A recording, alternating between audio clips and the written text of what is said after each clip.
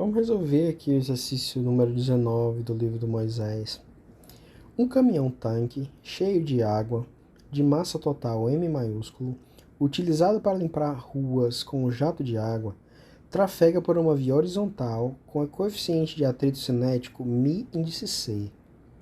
Ao atingir uma velocidade V0, o motorista coloca a marcha no ponto morto e liga o jato de água, que é enviada para trás com velocidade VE relativa ao caminhão, com uma vazão de lambda litros por segundo. Ache a velocidade V de T do caminhão depois de um tempo T.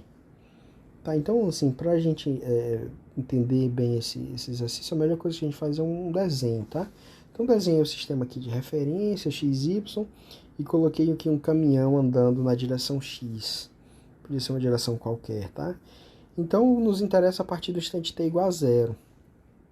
Onde, quando ele fala aqui, ó, que o motorista coloca a marcha em ponto morto, ele está dizendo o seguinte: o motorista para de acelerar o caminhão, tá? E o caminhão não, o motor do caminhão não tem mais nenhuma relevância dali para frente. Então, o que é que acontece aqui? O caminhão está andando com velocidade V0 para frente, a massa total inicial dele é M maiúsculo, já contando a massa da água que está aqui na parte externa, né, dentro do reservatório do caminhão. E essa água, ela é jogada para trás, né, tá aqui em porções, e ela é jogada com velocidade VE, na direção oposta àquela que está trafegando o caminhão, a uma taxa de lambda litros por segundo. Tá? Bom, então, pelas condições do problema, a gente pode dizer como é que é a massa em função do tempo. M de T é M maiúsculo menos lambda T. Ou seja, em T igual a 0, o M maiúsculo é igual, a massa total é igual ao M maiúsculo, que é a massa inicial que ele nos dá. Como lambda litros são jogados para fora em cada instante de tempo, né, se você lembrar que a massa de 1 litro de água é 1 kg, então também são jogados lambda quilogramas de massa de água para fora a cada segundo, né? Então fica simples, a massa em função do tempo é m menos lambda vezes t, tá? A equação de movimento é a seguinte: dv dt, deixa eu só apagar isso aqui para não confundir, dv dt é igual a menos dm dt v é sobre m mais a força externa dividido por m. E por que eu tenho que considerar a força externa dessa vez? Por causa do atrito, né? A força de atrito é uma força externa, certo? Bom, uma coisa interessante aqui é, quem é dm dt? Bom, não é difícil ver que dm dt é menos lambda. Basta você derivar m de t em relação a t, você vai obter precisamente menos lambda, certo? E no caso aqui, a única força externa é a força de atrito. A força de atrito eu chamei de μ cinético, menos μ cinético, vezes m, vezes g, na direção I, né? Onde consideramos que a força normal é o peso, né? Que é m vezes g, e ela está na direção J, que é a direção positiva do Y. Né? Então, o módulo dela é simplesmente mg, e a força de atrito, se eu colocar aqui no caminhão, a força de atrito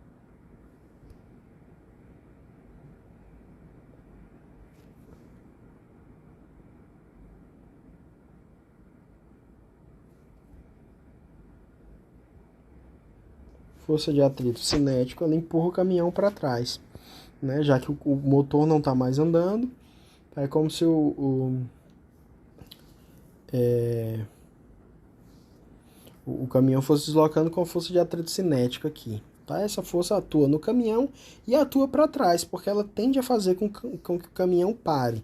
Certo? Não vou entrar em detalhes exatamente onde é que está essa força, se está nos rolamentos, se está não sei o quê, porque não interessa. Nós sabemos que há uma força de atrito e que ela tende a fazer com que o caminhão pare, certo? Então, se a gente tomar ainda que a velocidade V do caminhão ela tem módulo V e aponta na direção positiva do eixo do X, ou seja, o vetor unitário I, e a velocidade externa, a velocidade de injeção também é V vezes I, note que essa velocidade aqui é menos VE, de acordo com a nossa com a nossa teoria, tá? Bom, aí você vai ter que dv dt é igual a bm dt é menos lambda, então vai ficar menos com mais, menos com menos mais. Então dv dt é lambda ve dividido por m de t, menos o coeficiente da força, o coeficiente de atrito cinético, vezes g, vezes a massa dividido pela massa. Então fica só μc vezes g. E aqui m de t é a massa total do veículo no instante t. Certo? Bom, aí o nosso trabalho agora é integrar essa equação. Então a gente tem o seguinte, que dv dt é lambda ve sobre m maiúsculo menos lambda t, menos μc vezes g. Bom, integrando do lado esquerdo de v0 até vf.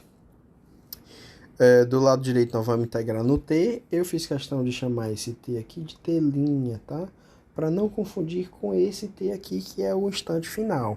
Então, no instante t igual a zero, é o início, é o limite inferior da nossa integração, e t é o limite superior. Tá? Então, fazendo essas integrações aqui, lembrando que a integral de 1 sobre x é logaritmo independente de x, né? Só que aqui é uma função composta, né? Você vai ter o logaritmo de m menos lambda t', né? Se você tiver em dúvidas que esse cara aqui é exatamente esse aqui, basta você derivar. Se você derivar, vai ficar 1 sobre m menos lambda t' vezes a derivada do que tem dentro, que é menos lambda, seria então cancelado com esse daqui. Certo? Então essa aqui é a integral. Bom, e a outra integral é trivial, né? Integral de 0 a t de dt'. Né? Fazendo isso, nós vamos ter o seguinte, que o v de t, que eu chamei aqui de vf, tanto pode chamar de vf como de v de t, é igual a v0, que é a velocidade inicial, mais a velocidade de ejeção, vezes logaritmo de m maiúsculo, dividido por m maiúsculo menos lambda t, menos μ cinético vezes g vezes t. Bom, se não tivesse o tanque ejetando água, não haveria esse termo aqui, e nós teríamos apenas o termo cinético freando o caminhão, que seria um movimento retilíneo uniformemente variado, né, com aceleração negativa, ele ia parar. Né? Se a gente não tivesse atrito,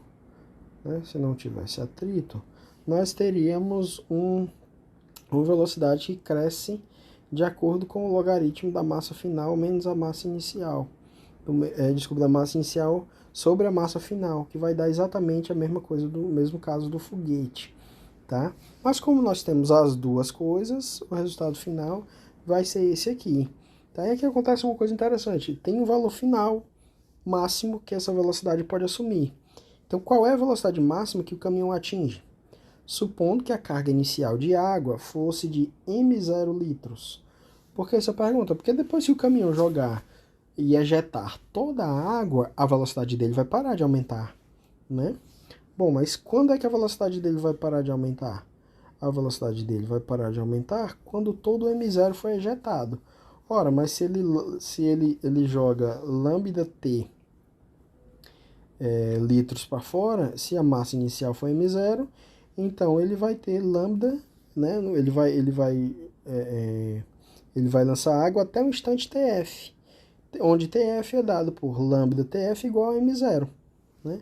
Porque na hora que lambda tf for igual a m0, significa que toda a água foi ejetada e não tem mais água para ejetar. Tá?